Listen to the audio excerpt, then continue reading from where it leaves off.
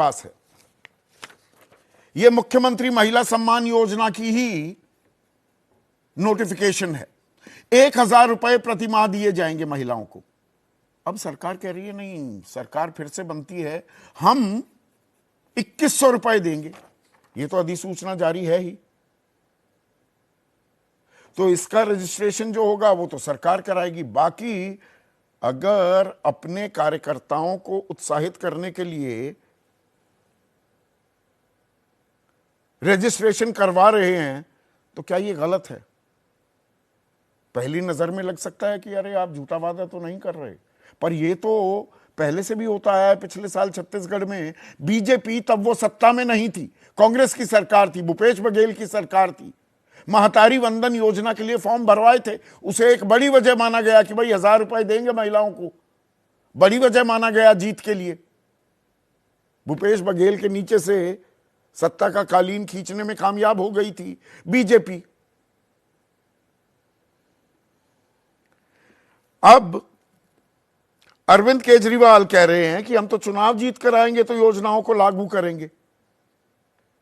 Virendra Sachdev BJP अध्यक्ष हैं दिल्ली के, वो कह रहे हैं केजरीवाल और आतिशी के बीच सत्ता का झगड़ा है कि मुख्यमंत्री का विभाग है ये, तो अब केजरीवाल तो कुछ है नहीं, तो आतिशी ये खेल करवा रही है।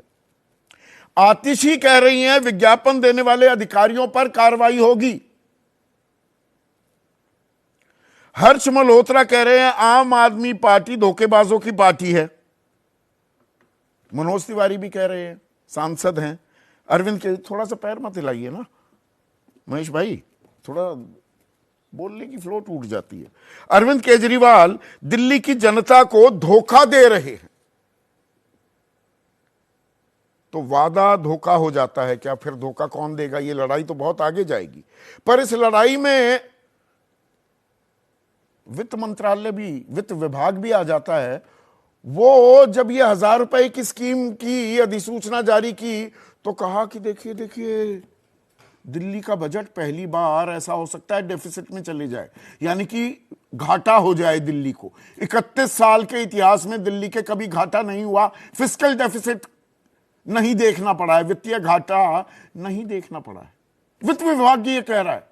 अब यहां भी सोचिए कि जब रेवड़ियां बांटी जाती हैं या कल्याण, जन कल्याण किया जाता है, 81 करोड़ 35 लाख को 5 किलो मुफ्त अनाज दिया जाता है, 2028 तक की तारीख भी तय हो जाती है, 31 दिसंबर तक, क्या केंद्रीय वित्त मंत्रालय कभी ये कहेगा नहीं नहीं इससे घाटा बढ़ जाएगा, कमर टूट जाएगी, रीढ़ की हड्डी टूट जाएगी? क्या याद दिलाया जाता है केंद्र सरकार को कि 200 लाख करोड़ से ऊपर का कर्ज हो चुका है, जो 55 लाख करोड़ था 2014 में? और पैसों की बात आती है तो नोट कैसे पीछे रह सकते हैं? और दिल्ली में नोट कांड भी हो गया। परवेश वर्मा लोकसभा सांसद रह चुके हैं, उनके यहां कुछ महिलाएं आई, उनकी वो मदद करते दिखे और कुछ लिफाफे दिए, उस लिफाफे में 1,100 रुपए निकले। पहले सुनिए वो महिलाएं क्या कह रही हैं। मैम अंदर से आई हैं आप? हाँ जी। क्या मिला आपको, जो दिखा देंगी? पैसे दिए? हाँ जी। कितने पैसे मिले आपको? हाँ, कितने पैसे मिले? 1100 रुपए। हाँ जी, बोले अजय नहीं जीत जाएंगे तो वो 2,500 रुपए देंगे। आपका नाम है? 1100 रुपए मिला आपको? हाँ 1100 मिला। क्या बोला अंदर? कमल के फूल पे देने के लिए बोला, कमल के फूल पे देने के लिए वोट बोले। वोट देने के लिए बोला? हाँ जी। कितना पैसा है? 1100। क्या बोला है अंदर? वोट डालने के लिए बोला है? वोट डालने के लिए किस पे वोट डालने के लिए बोला है? बीजेपी को। अब ये तो नोट कांड और सामने कैमरे पर महिलाएं कह रही हैं। अब परवेश वर्मा की माने तो वो कह रहे हैं ये तो अरे भाई आम आदमी पार्टी वाली महिलाएं थी, ये आ गई। तो आप इतने नादान, इतने मासूम क्यों बन गए कि 1100 रुपए के पैकेट पकड़ाने लगे? उनका कहना है कि मैं जरूरतमंदों की मदद करता हूं, हमारी एक संस्था है, मेरे पिता ने वो संस्था स्थापित की थी, हम तो जनता के पैसों से माता बहनों की सेवा करते हैं। चुनाव से पहले फिर तो हर नेता कहेगा कि पैसे बांट रहा है तो मैं तो सेवा कर रहा हूं, हमारी एक संस्था है।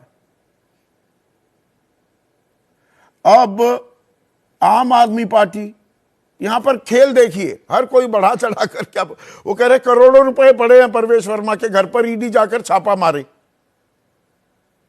आप जरूरतमंदों की मदद कर रहे हो या खुलेआम वोट खरीद रहे हो?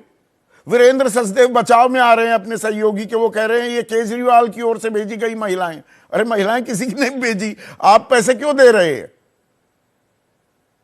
तो नोट कांड पर भी सियासी संग्राम जारी है।